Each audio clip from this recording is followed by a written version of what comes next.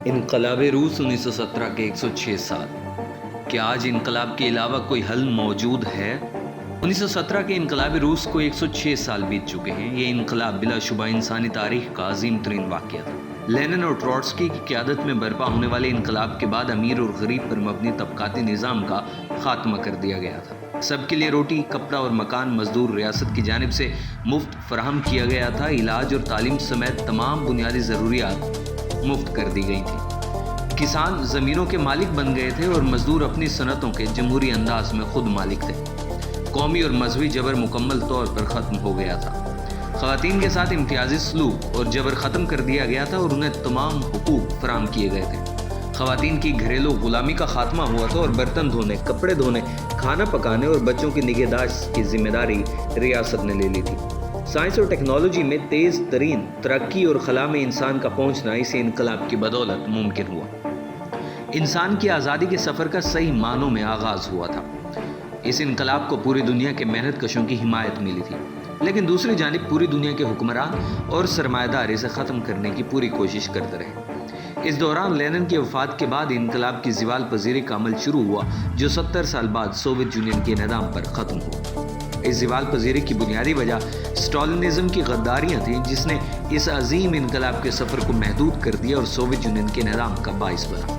اس انقلاب اور اس کی بنیاد میں موجود کمیونزم کے نظریات پر آج بھی پوری دنیا میں بحث موجود ہے اور اس کی پسندیدگی تیزی سے بڑھ رہی ہے. خاص طور پر نوجوانوں کی اکثریت کمیونزم کی جانب راغب ہو رہی ہے، جبکہ سرمایہ دار طبقے اور سامراجی طاقتوں کے پروپیگنڈے کے نتیجے میں یہ سوچ مسلط کی گئی ہے کہ آج انقلاب کی ضرورت نہیں اور سرمایہ دارانہ نظام کے اندر رہتے ہوئے ہی مسائل کو حل کیا جا سکتا ہے. لیکن جتنا یہ نظریہ مسلط کیا جا رہا ہے، اتنا ہی سرمایہ داری کا بحران گہرا ہوتا چلا جا رہا ہے. یہ بحران چیخ چیخ کر کہہ رہا ہے کہ اس نظام کو اکھاڑ پھینک کر ایک نئے نظام کو لانے کی ضرورت ہے. لیکن دنیا بھر میں دانشوروں، تجزیہ نگاروں، پروفیسروں اور مقبول سیاستدانوں کی اکثریت انقلاب کو غیر ضروری قرار دیتی ہے اور نتیجتاً سرمایہ دار طبقے کے وفادار گماشتے کا کردار ادا کرتی ہے. اس گماشتگی میں نام نہاد بائیں بازو کے قائدین کی اکثریت بھی شامل ہے اور وہ بھی انقلاب کے لفظ تک سے الرجک ہو چکے ہیں. ان کے سامنے اگر کوئی غلطی سے انقلاب کا لفظ بھی بول دے تو یہ غصے میں آ جاتے ہیں، کپ کپانا شروع کر دیتے ہیں اور ان کے منہ سے جھاگ نکلنا شروع ہو جاتی ہے. در حقیقت انقلاب کا لفظ ان کی چھیڑ بن چکا ہے. سرکاری دانشوروں، تجزیہ نگاروں اور پروفیسروں کی حالت بھی مختلف نہیں. کسی بھی یونیورسٹی، کالج یا اسکول کا نصاب اٹھا لیں، لیکچر سن لیں یا سیاست، معیشت اور سماجیات پر کوئی تحریر پڑھ لیں، کہیں بھی انقلاب کا دور دور تک ذکر بھی نہیں آئے گا. کسی اخباری کالم یا ٹی وی ٹاک شو کو دیکھ لیں، انقلاب کے علاوہ دنیا جہان کی گفتگو اور دلائل سننے کو ملیں گے. کہیں ہلکا سا امکان بھی نظر نہیں آئے گا کہ یہاں انقلاب بھی آ سکتا ہے اور لوگ اپنے حق کے لیے باہر نکل کر حکمرانوں کو اکھاڑ پھینک سکتے ہیں.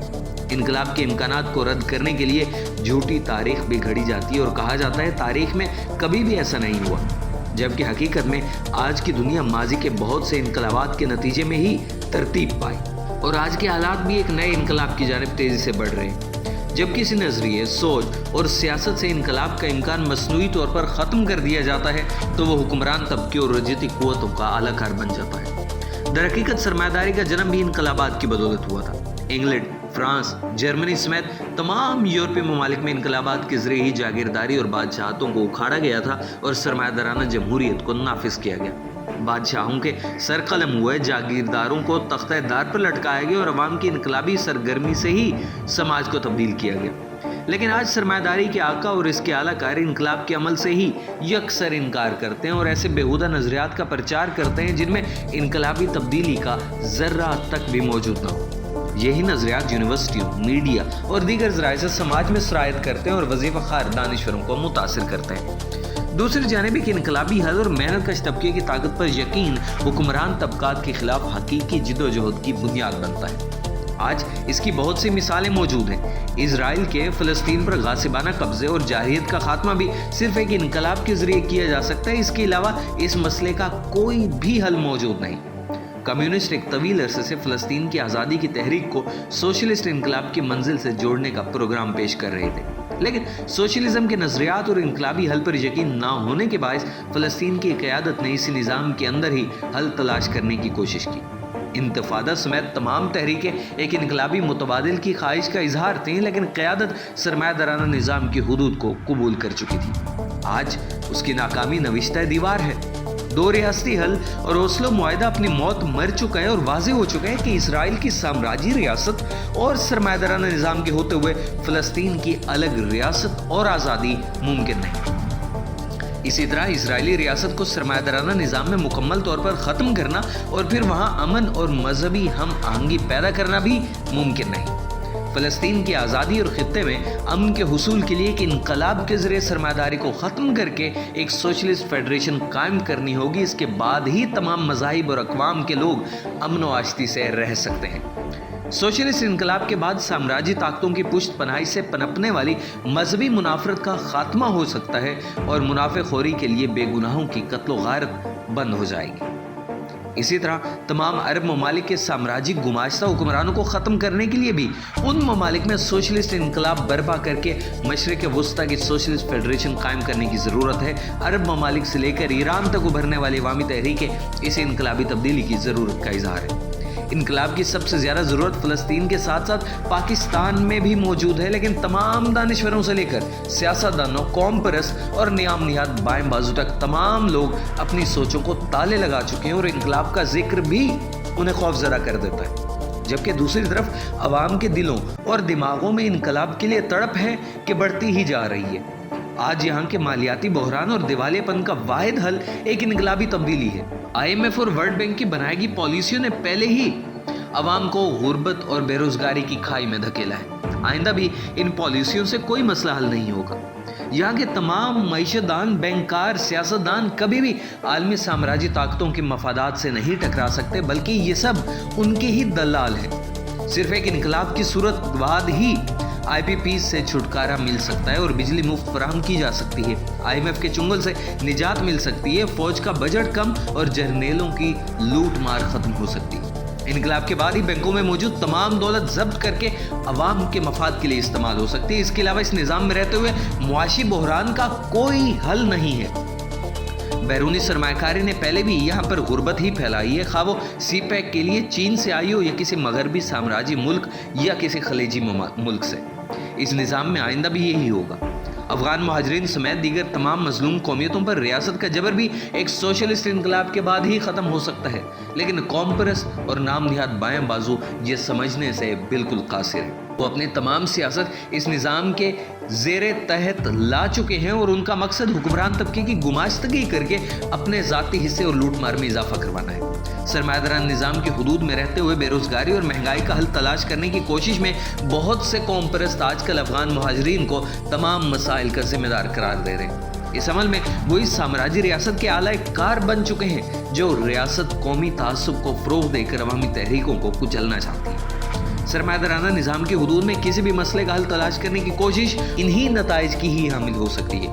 اس نظام کے اندر رہتے ہوئے ہی ڈیموگرافی میں تبدیلی کا خوف پیدا کر کے قومی تعصب کو فروغ دیا جاتا ہے۔ اگر انقلاب کے نظریے پر یقین ہو تو واضح ہے کہ تمام مظلوم قومیتوں کے محنت کشوں کو مل کر سرمایہ دار طبقے کے خلاف جد و جہد کرنی ہوگی۔ ایک مظلوم قوم کے محنت کشوں کے دشمن دوسری قوم کے محنت کش نہیں ہے، بلکہ تمام محنت کشوں کے مشترکہ دشمن سرمایہ دار اور سامراجی طاقتیں ہیں، اور ان کو شکست دے کر ہی قومی جبر کا مکمل خاتمہ ممکن ہو سکتا ہے۔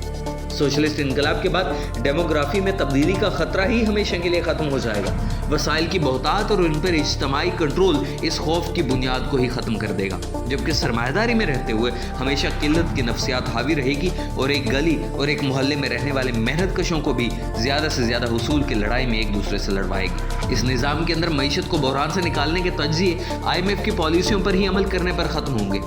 ایسے ہی اس قسم کے سیاسی تجزیے کبھی نواز شریف کو مصنوعی طور پر جمہوریت کا چیمپئن اور جرنیلوں کا مخالف بنا کر پیش کرتے ہیں، اور کبھی عمران خان جیسے انا پرست بوزنے کو حقیقی تبدیلی کا علمبردار بناتے ہیں۔ ایسے ہی عقل کے دشمن کبھی زرداری اور بلاول جیسے عوام دشمن اور کرپٹ افراد کو عوام کا نجات دہندہ بنا کر پیش کرتے ہیں۔ ان تمام تجزیوں اور سیاست کی بنیاد صرف ایک ہے، اور وہ انقلاب کا خوف اور عوام دشمنی ہے۔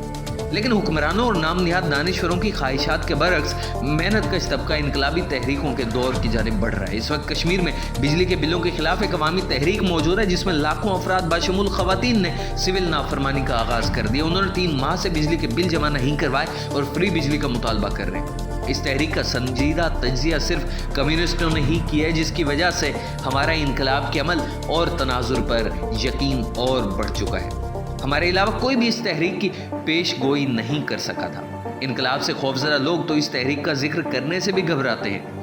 درست تناظر کی بنیاد پر ہی وہاں محدود قوتوں کے ساتھ عوامی ایکشن کمیٹیاں تعمیر کی گئیں، جو آج پورے آزاد کشمیر میں ایک زندہ حقیقت بن چکی ہیں، جبکہ دیگر تمام سیاسی پارٹیاں رد ہو چکی ہیں اور ان کی حمایت ختم ہونے کے بعد وہ ہوا میں معلق ہے۔ پنجاب میں اساتذہ اور سرکاری ملازمین کی تحریک بھی عوامی تحریک کی قوت کا ہلکا سا نمونہ تھی، جس نے حکمرانوں کے تمام منصوبوں کو بڑا دھچکا لگایا۔ اسی طرح گلگت میں کراکرم یونیورسٹی کے طلبہ کی تحریک سے لے کر گوادر کے ماہی گیروں کی تحریک تک ہر جانب تحریکیں ابھر رہی ہیں اور معروض تبدیل ہو رہا ہے۔ اس وقت ایک انقلابی پارٹی کی تعمیر وقت کی اہم ترین ضرورت بن چکی ہے۔ انقلابی پارٹی کی تعمیر صرف درست نظریات اور تناظر پر ہی کی جا سکتی ہے۔ سب سے پہلے وہ جرأت اور ہمت چاہیے جو موجودہ زوال پذیر نظام کی حدود سے باہر سوچنے کی طاقت دے۔ انقلاب کے عمل میں حصہ لینے سے پہلے اپنی سوچ اور خیالات میں انقلاب پیدا کرنے کی ضرورت ہے۔ یہ یقین پیدا کرنا کہ اس دھرتی پر انقلاب برپا کیا جا سکتا ہے، یہ یقین ہونا کہ بظاہر طاقتور اور حاوی نظر آنے والے حکمرانوں کو بھی ختم کیا جا سکتا ہے۔ دولت کی چمک دمک، اقتدار کی رعونت اور ظلم کرنے والوں کے رعب اور دبدبے سے معروب ہونے والے کبھی انقلاب برپا نہیں کر سکتے۔ وہ آخری تجزیے میں مفاد پرستی کا شکار ہو جاتے ہیں اور اس نظام کے اندر رہ کر حل تلاش کرتے ہیں اور غربت میں کمی کرنے کی بیکار انفرادی یا گروہی کاوشیں کرتے ہیں۔ ان بزدلوں اور مفاد پرستوں کا ایک نظریہ ہوتا ہے اور وہ اصلاح پسندی ہے۔ یہ سمجھتے ہیں کہ اس نظام کے اندر حاصلات کی گنجائش موجود ہے اور اسی طرح چھوٹی سطح پر کچھ مسائل حل کیے جا سکتے ہیں۔ بہت زیادہ کوششوں سے کچھ افراد کا چند اصلاحات کے ذریعے ایک چھوٹا سا مسئلہ حل کرنا وقتی طور پر ممکن بھی ہوتا ہے، لیکن یہ تو ایک دیر پا نہیں، اور دوسرا اس کی گنجائش بھی وقت کے ساتھ ساتھ ختم ہوتی جا رہی ہے۔ لیکن اصلاحات کا مطالبہ کرنا اور اصلاح پسندی کو ایک نظریے کے طور پر اپنا لینا بالکل مختلف عمل ہے۔